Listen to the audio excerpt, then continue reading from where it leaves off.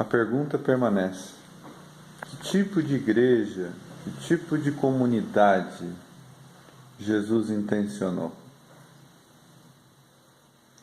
Bom, pelas próprias atitudes de Jesus, a gente tem algumas dicas. Primeiro, o fato de que Jesus era disponível para os seus discípulos para conversar, o fato de Jesus, inclusive, dar abertura aos opositores, aos que o acompanhavam, para perguntarem o que quisessem para ele, tinham acesso a Jesus para tirarem suas dúvidas, já é uma dica para nós que queremos conviver em comunidade. Se o próprio Jesus era transparente, disponível e interagia com as pessoas de forma livre, aberta, sincera, espontânea, com certeza uma das características da Igreja de Jesus é da espontaneidade, do acesso, da interação, da conversa, da transparência nos objetivos, naquilo que se está refletindo.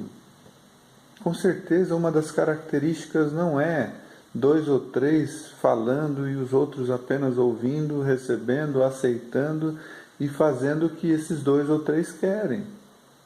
Há uma interação, há uma abertura para tratar de assuntos que fazem parte do imaginário do povo, que fazem parte daquilo que o povo pensa, reflete, questiona.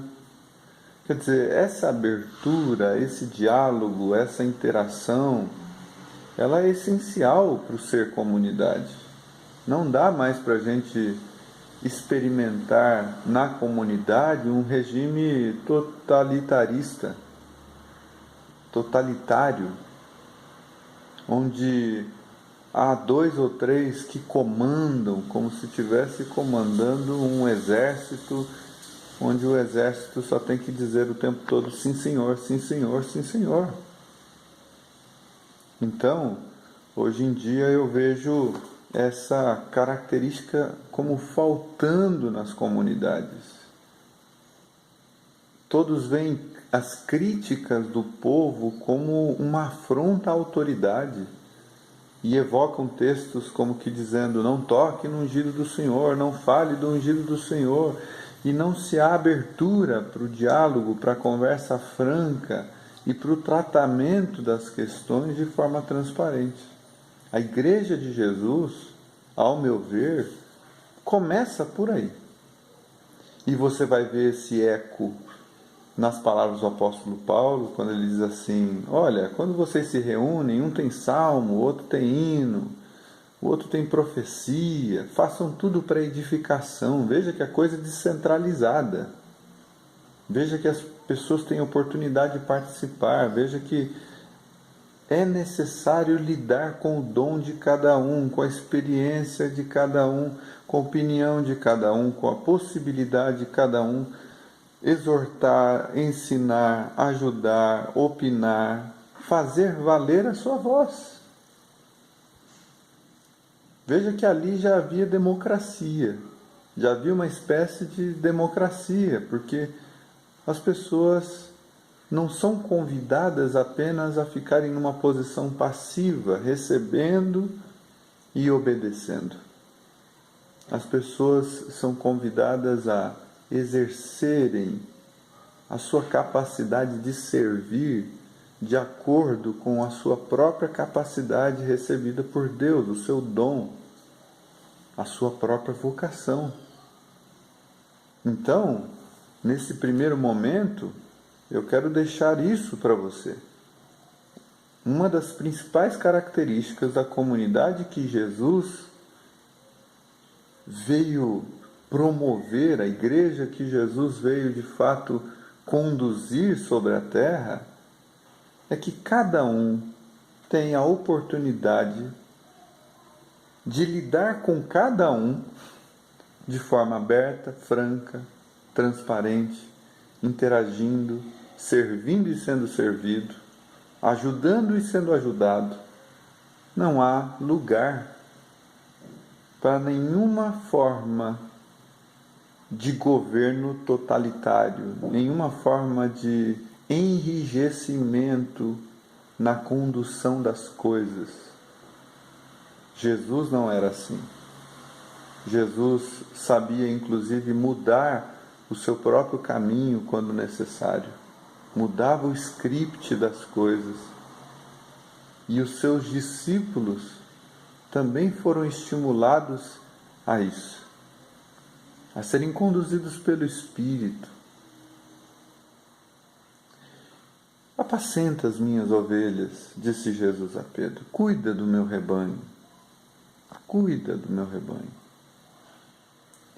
É tão lindo quando a gente vê nas Escrituras Paulo dizendo isso. Olha, até os membros que parecem menos importantes são os que devem ser tratados com maior honra.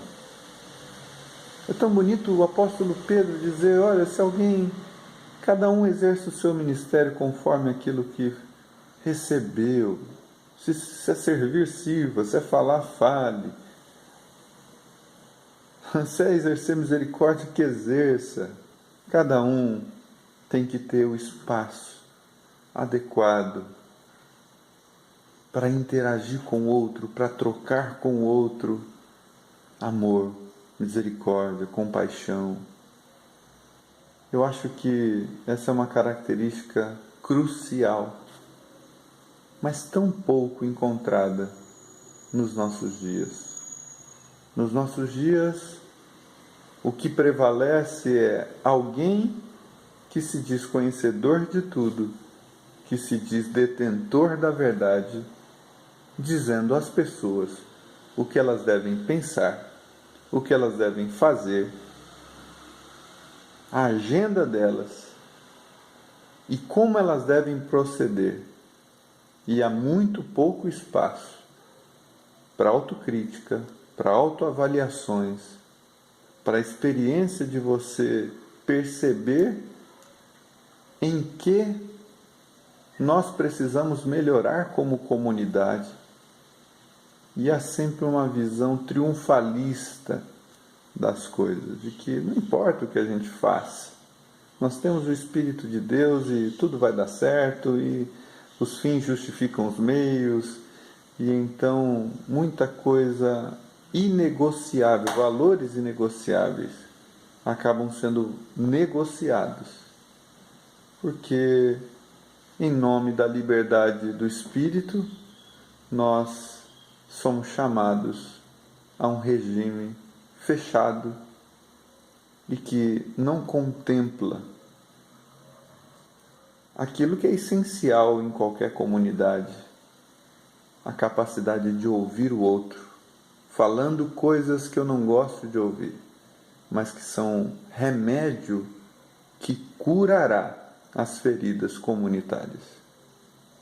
É como um remédio que arde sobre a ferida, mas que age a fim de curá-la e transformar a sua realidade e catapultá-la para uma experiência mais justa, mais verdadeira, mais sincera.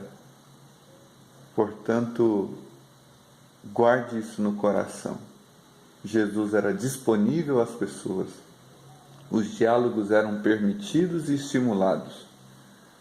E cada um que tem o Espírito de Deus deve ter a liberdade e a oportunidade de exercer o seu dom e o seu talento.